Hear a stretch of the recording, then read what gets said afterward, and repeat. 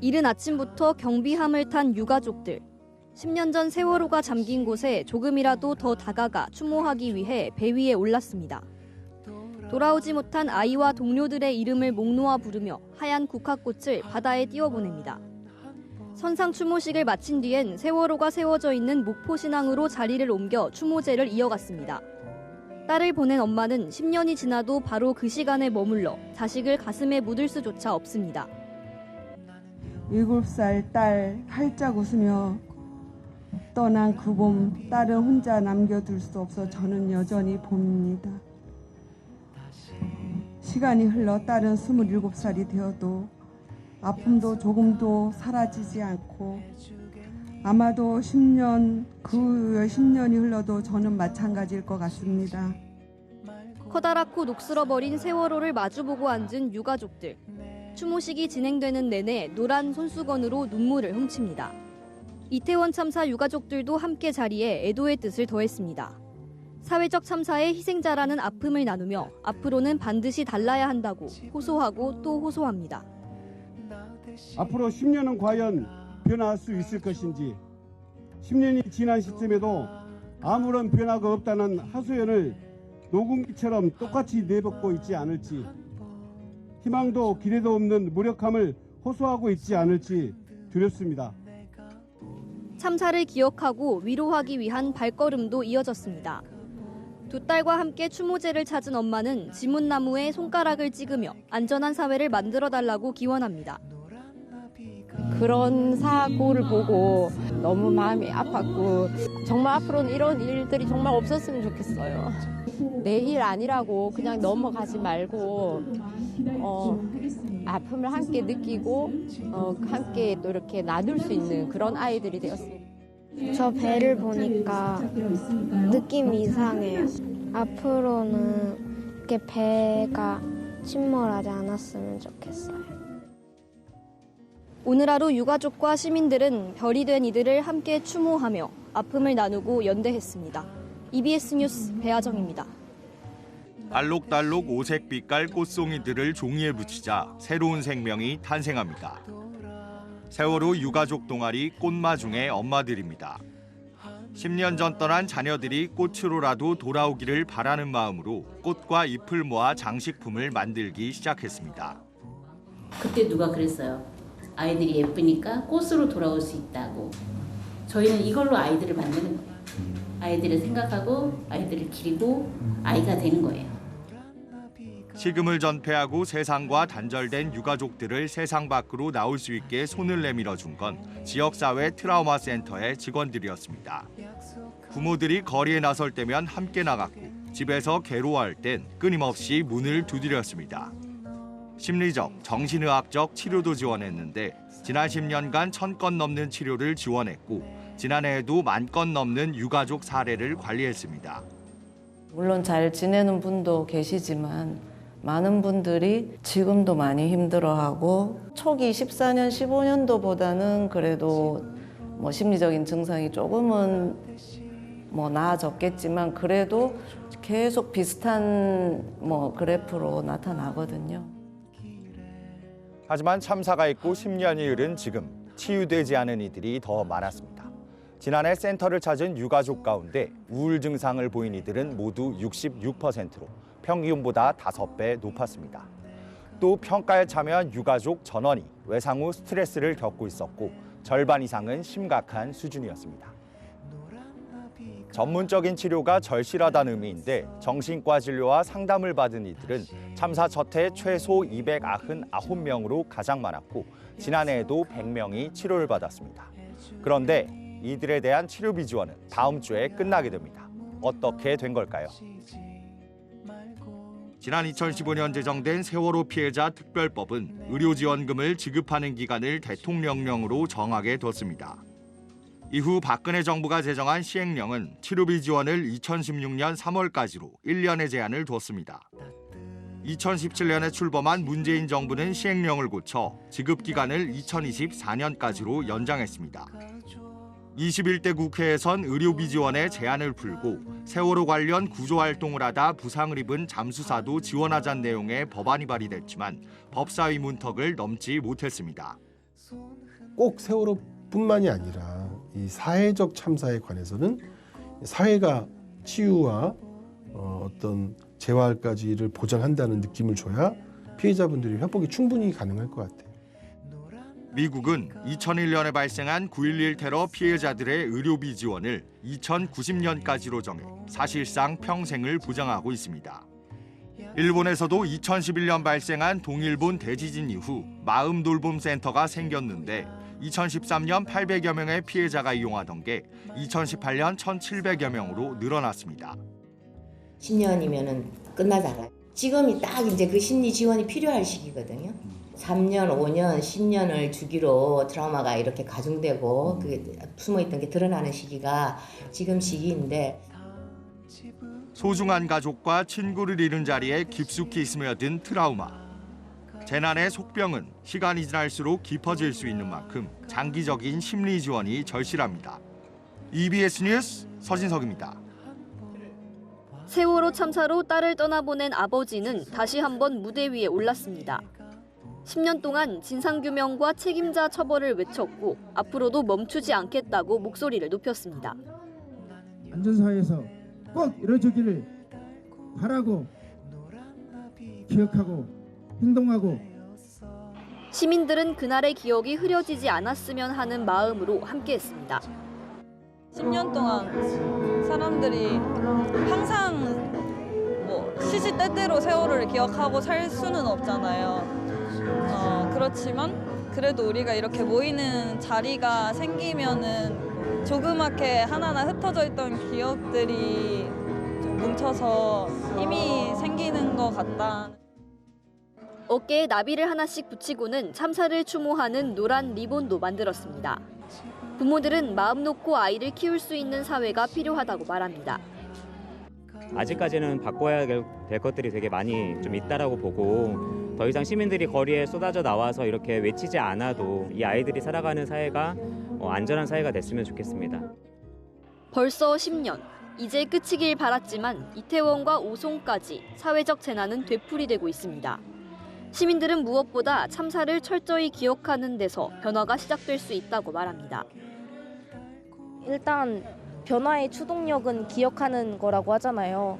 제가 계속 기억하고 이야기 나누고 우리가 나아가야 할 방향은 어떤 건지 그리고 어떤 시스템을 만들어가면 좋을지 이런 대화의 장이 만들어지는 게 가장 좋지 않을까? 참사 10주기 당일인 내일은 참사해역에서 선상 추모식이 열리고 전국 곳곳에서는 추모제가 이어집니다. EBS 뉴스 배아정입니다. 세월호 참사의 상징이 된 빨간 등대 너머로 지난해 들어선 여객 터미널이 보입니다. 희생자들이 처음 무트로 올라오던 기억 공간들은 팽목한 구석 자동차들에 둘러싸여 외로운 섬처럼 변했습니다. 지자체의 지원마저 끊기며 수천만 원의 빚더미만 쌓였습니다. 10년째 녹슬고 색바랜 기억 공간을 보살펴온 건 시민들입니다. 시간 되는 대로 한 석 달에 한 번 가량 오고 있어요. 한 3년 정도 된 것 같아요. 언제까지라는 생각은 하지 않고 있어요. 아마 계속 오지 않을까 싶어요. 팽목항 등대는 노란 리본을 떼지 않았습니다. 제 오른편에는 시민들이 만든 그림 타일들과 10년의 세월이 묻은 노란 리본들, 진상규명을 외치는 깃발들이 나부끼고 있고요. 이쪽 편에 보이시는 현수막들은 마치 새 것처럼 보이시죠? 자원봉사자와 시민단체들이 주기적으로 관리하며 교체하고 있기 때문입니다. 10주기를 기념해 새로 설치된 세월호 기념 조형물에는 잊지 않고 기억하겠다는 약속이 새겨졌습니다. 참사 현장인 이곳에 제대로 된 기억 공간을 설치하자는 주장이 나왔지만 성사되지 못했습니다. 팽목항에서 500m 떨어진 곳에 국민해양안전관이 들어섰지만 접근성과 의미 모두 떨어진다는 지적이 많습니다. 외국 같은 경우도 참사가 일어나면 그 자리에 이제 이런 공간들이 생기잖아요. 그 사고를 기억하고 미래의 그런 사고들을 이제 미연에 방지할 수 있는 그런 마인드가 생기는 거잖아요. 여기 팽목도 마찬가지죠. 진도구는 세월호 참사 10주기를 앞두고 기억 공간을 위한 부지를 제공하겠다는 입장을 내놨지만 예산 지원엔 난색을 표하고 있습니다. 세월호가 거치돼 있는 목포 신항만으로 가봤습니다. 침몰한 지 3년 만에 인양돼 육상에 거치된 지 어느덧 7년. 세월호는 세월의 녹슨 흔적이 뚜렷했습니다. 가까이 다가갈수록 실감이 나는 6,800톤급의 규모. 한눈에 들어오지도 않는 이 큰 배가 침몰할 거란 상상조차 어렵습니다. 멀리서 보는 거랑 가까이서 보는 거, 이 배 크기 자체가 다르게 느껴지잖아. 이렇게 큰 배가 어떻게... 참관이 허가된 시간은 하루 4시간 남짓. 그나마 사전 승인이 없으면 가까이 다가갈 수도 없습니다. 부쩍 작년부터 들어가지 못하고 되돌아오는 사람. 근데 그 전에는 서로 신분증이 없다고 확인하고 하고 들어갈 수도 있었어요. 그리고 여기 보안업체 주의 받고. 근데 그런 것들이 다 없어져 버린 거죠. 시민들이 매단 노란 리본이 없으면 세월호 참사와 관련된 곳인지 눈치채기 어렵습니다.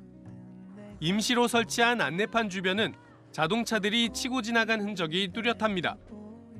7년째 세월호와 함께하고 있는 시민단체들은 오는 2029년 완공될 예정인 세월호 기억관에 선체 내부를 볼 수 있는 시설을 꼭 갖춰야 한다고 지적합니다.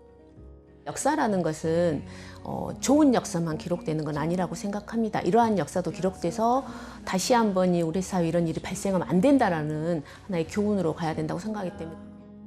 서울 광화문에 있던 기억 공간은 서울시의회 옆으로 옮겨졌지만 이마저도 무단점거 상태입니다. 안산에 건립하겠다던 세월호 추모공원은 사업비 문제로 아직 첫 삽조차 뜨지 못하고 있습니다. EBS 뉴스 황대훈입니다. 모든 초등학생이 의무적으로 배우고 있는 생존 수영.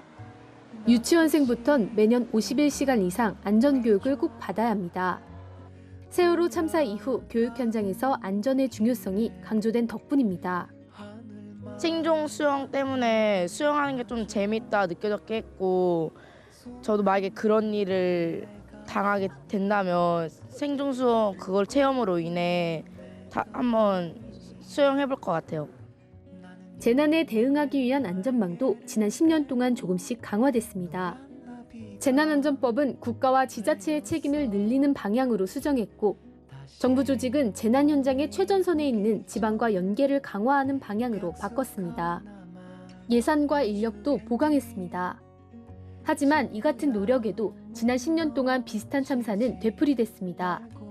시스템은 갖췄지만 정작 움직여야 할 때 제 기능을 못했기 때문입니다. 세월호 참사나 이태원 참사나 오송 참사나 여러 참사들이 공통점이 있습니다. 법으로 정해진 것을 위반한다. 그리고 거짓을 한다. 그리고 실제로 어떤 상황이 발생했을 때 어떤 그 대처가 매우 미숙하고 미흡하다. 만들어진 대책을 제대로 실천하고 있는지 점검하는 체계도 미흡합니다. 지난해 정부와 국회는 사회적 참사 특별조사위원회가 권고한 과제들을 얼마나 이행했는지 처음 답변을 내놨습니다. 4.16연대가 사참위 권고를 12개 분야로 나눠서 살펴봤더니 지금까지 아예 이행되지 않거나 부분적으로만 이행하는 경우가 11개였습니다. 국가의 사과나 피해자 지원 등 거의 모든 권고안을 제대로 이행하고 있지 않은 겁니다. 실제로는 제대로 안 지켜지고 있구나, 그리고 그것을 점검할 주체는 없구나 라는 것을 확인할 수밖에 없는 구조다. 점검을 비롯해서 진상조사라든지 그리고 피해자 권리를 보호하는 부분 관련해서 당연히 어떤 단일한 법으로 전체적인 체계를 아우르면 좋겠지만, 유가족들과 전문가는 더 근본적인 변화가 필요하다고 말합니다. 국가와 지방자치단체, 기업에 더 강한 책무를 주는 생명안전기본법을 만들자는 요구도 이 때문입니다.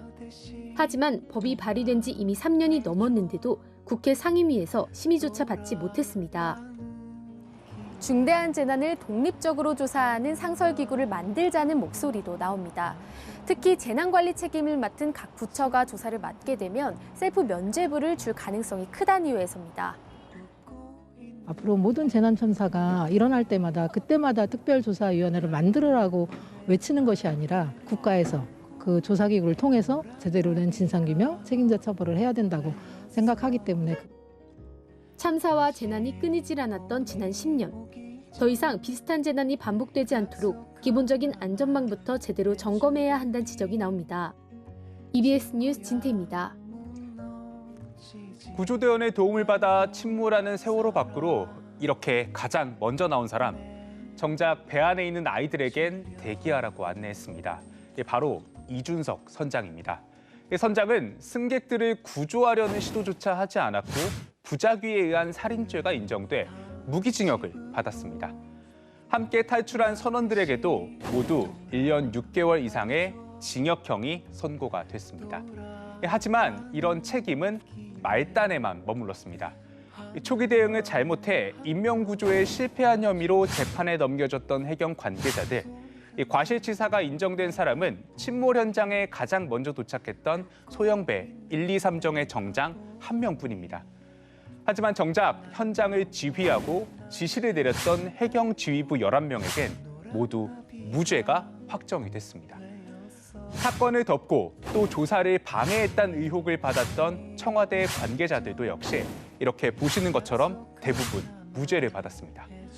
참사 피해자와 옹호자를 사찰하고 인권을 침해했던 정보기관 관계자들에겐 일부 유죄가 인정이 됐지만 올해 초까지 모두 특별 사면됐습니다. 재난 대응을 총괄하고 또 국민 안전을 보호해야 할 정부 관계자들에게 오히려 면죄부를 줬다는 비판이 나오는 이유입니다.